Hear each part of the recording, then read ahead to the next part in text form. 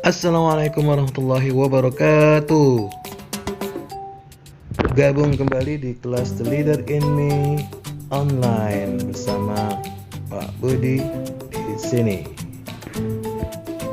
Lesson kedua ini temanya adalah Life Inside Out, ya, dengan end in mind yang akan kita pelajari di lesson kedua ini. Yang pertama adalah bagaimana kita mengetahui kembali, ya, tentang 7 habit, ya. Jadi kita akan mereview sedikit nanti terkait dengan 7 habit.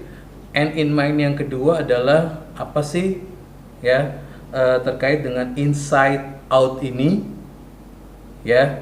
Terus juga yang terpenting adalah bagaimana kita bisa mencapai the private victory, ya, baru nanti mencapai the public victory. Ya, apa sih itu maksudnya semuanya, ya. Jadi pada lesson kali ini itu yang akan kita bahas. Selanjutnya kita lihat dulu terkait dengan Life Inside Out ini dari film yang akan kita saksikan berikut ini. These are the giant redwoods of Northern California. Some of them are 15 centuries old. They were 1,000 years old when Columbus sailed. A few are more than 300 feet tall, taller than a 30-story building. The redwoods are the very emblem of success in the natural order of things. Strong, towering, deeply rooted, virtually immortal, they can withstand centuries of wind and fire and even earthquake. If you want to see greatness, here it is. Bagaimana? Sudah ditonton filmnya? Oke, kita akan coba membahas, ya, Inside Out ini, bagaimana kita mengenali potensi di dalam diri kita, ya, kayak tadi seperti digambarkan di film dokumenternya, ya, filmnya Stephen Covey, yang menandakan yang kokoh itu, yang baik itu, ya, yang ada di dalam diri kita itu pada akhirnya bisa menjadi sebuah kekuatan, potensi yang harus bisa kita kembangkan dengan baik. Ini yang bisa dikatakan inside, terus kita mempublishnya out, inside out, gambarannya seperti itu, ya, terkait dengan apa itu inside out. Jadi ini yang pada akhirnya perlu sekali lagi digarisbawahi, oke? Setelah kita memahami dengan baik, ya, mudah-mudahan konsep life inside out ini bisa kalian pahami. Di lesson kedua ini key konsepnya adalah, ya, masih ingat kan key konsep? Kata kuncinya adalah the 7 habits of highly effective teen. Ya, jadi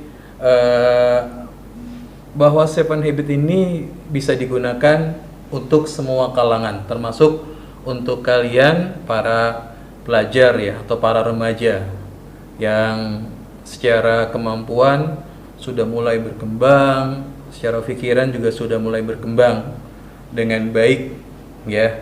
Jadi bagaimana kita bisa menggunakan kebiasaan di dalam 7 habit ini menjadi hal-hal yang efektif punya, ya, di buku lead-nya ini bagian keduanya. Nah, nanti juga kita akan bahas tentang ini, ya, apa ini 7 habit 3.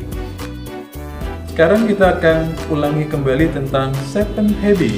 Yang pertama apa? Yang kedua? Yang ketiga?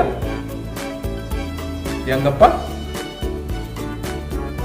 Yang kelima? 5, ya.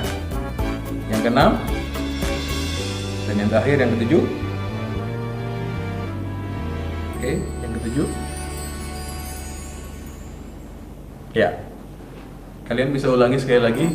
Habit yang pertama adalah be proactive. Yang kedua, begin with the end in mind. Yang ketiga, put first thing first. Ya, yang keempat, think, win, win. Ya, yang kelima apa? Seek first to understand. Ya, ini dengerin dulu. Seek first to understand, then to be understood. Ya. Dan yang keenam ini juga sangat penting kalau kita hidup dalam bersosialisasi yang disebut dengan synergize, ya. Bagaimana kita bisa bekerja bareng-bareng, ya, kerjasama, ya, terus menguatkan potensi masing-masing untuk mencapai tujuan bersama, ya. Dan yang terakhir, kita harus mengulangi kembali 1, 2, 3, 4, 5, dan 6 dengan sharpen the saw.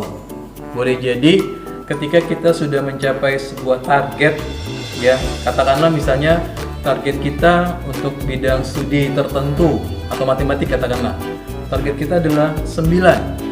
Setelah target itu tercapai, kita perlu meningkatkan target tersebut menjadi lebih tinggi dari 9 dan 5, atau bahkan bagaimana bisa mendapatkan nilai sempurna 100 misalnya. Ya, jadi dibutuhkan sharpen the saw. Kita harus mengasah gergaji lagi, ya, biar kekuatannya itu semakin bertambah dari yang sebelumnya. Ya. Oke, sekali lagi itu tentang 7 habit. Kita akan bedah kembali ya tentang 7 habit tree. Mungkin ini sifatnya sekali lagi mengulang, ya. Ada 3 hal yang perlu digarisbawahi ya terkait hal ini. Jadi konteks atau konsep dari 7 habit tree itu, masing-masing habit ini ditaruh dari yang paling bawah, ya. Yang pertama di proaktif, ya. Yang kedua bikin the end in mind, to put first thing first. Nah, yang pertama ini, ya, yang pohon ini nih, yang disebut sebagai the public victory, ya. Jadi akarnya, ya, rootnya, ya. Setelah ini bisa dijalankan, habit 1, 2, dan 3, ya, yang ada di bawah pohon ini, ya, baru nanti berkembang menjadi habit yang keempat. Nah, habit keempat ini hubungannya dengan publik, ya, hubungannya dengan orang lain, ya. Karenanya kita udah mulai berinteraksi dengan pemikiran habit yang keempat, think, win, win, ya. Terus setelah itu juga diperkuat dengan bagaimana kita harus bisa melihat kondisi dulu, ya, mendengarkan dengan baik untuk memahami, ya. Jadi seek first to understand, ya, then to be understood. Ya, ini habit yang kelima juga, karena orang maunya itu banyak didengar. Kalau mau ketika harus mendengar, cenderung biasanya mengacuhkan, meremehkan, males. Ini orang maunya apa sih? Ya, jadi kita pada akhirnya banyak istilah-istilah seperti itu yang tidak kita lakukan. Ini jadi dibutuhkan habit 5 ini, ya. Dengerin dulu, pelajari dulu dengan baik apa sih maksudnya, baru nanti kita bisa melakukan proses yang namanya synergize, ya, kolaborasi. Kalau kita sudah bisa menerapkan habit-habit ini, pada akhirnya insya Allah kehidupan kita akan jauh lebih mudah, ya. Dan yang terakhir, renewal, ya, bagaimana kita mendaur ulang kembali, tentunya menjadi semakin lebih baik dari yang sebelum-sebelumnya, ya. Jadi apa sih habit 1 be proactive itu, ya. Jadi yang pertama adalah kata kuncinya atau penekanannya take responsibility, ya, for your life. Ini penting sekali, ya. Jadi konteksnya adalah ketika Allah memberikan kepada kehidupan kita, ya kan, terus bagaimana kita mengambil tanggung jawab itu sebagai diri kita. Ya, ini konteks dalam agama Islamnya pastinya adalah bahwa setiap manusia itu diciptakan untuk beribadah. Ibadah ini kan muatannya banyak banget tanggung jawab yang harus kita lakukan agar hidup kita tertata dengan baik, tidak keluar dengan jalur yang sesuai diajarkan. Insya Allah tidak bertentangan antara apa yang agama kita ajarkan dengan apa yang dijalankan dengan 7 habit ini. Ya, terus habit yang kedua, begin with the end in mind. Tentukan misi yang akan kamu jalankan, strategi yang kamu jalankan untuk apa? Untuk meraih goal kamu, ya, tujuan keberhasilan kamu, prestasi kamu. Tapi ingat ya, prestasi yang juga seharusnya dalam hal membuat hati kita ini bisa bahagia, ya, diri kita ini bahagia. Bukan prestasi yang tanpa berujung, hanya misalnya mendapatkan banyak piala-piala, tapi kita sendiri menjalankannya dengan berbagai cara yang mungkin salah. Ya, itu penekanan di habit yang kedua ya. Apa tadi ini ya? Define your mission and goal in life. Terus yang ketiga, put first thing first, prioritas. Lagi-lagi prioritas ini yang seringkali sulit sekali dilakukan. Ya, apa yang harus dilakukan? Ya, jadi kita harus memilih the most important things first. Apa hal yang paling penting yang harus kita lakukan pertama kali? Ya, ini kalau kita bisa mengulang-ulang dilakukan habit 1, 2, dan 3, insya Allah akan lebih tertata dengan baik. Karena nanti masing-masing habit ini akan ada toolsnya ya, parameternya. Jadi itu terhitung atau terukur dengan baik. Ya, yang berikutnya adalah the public victory. Ya, tadi sudah dibahas. Kita langsung saja. Think win-win itu apa sih?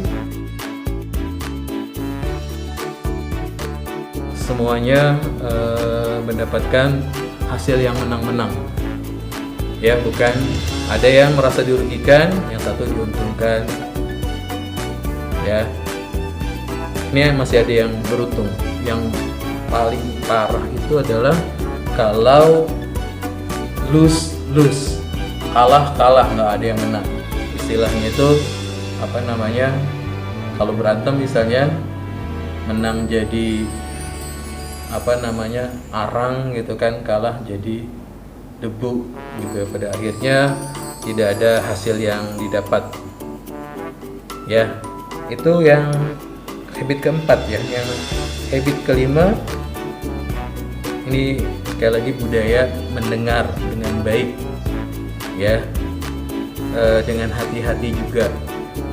Ya, artinya hati-hati itu bukan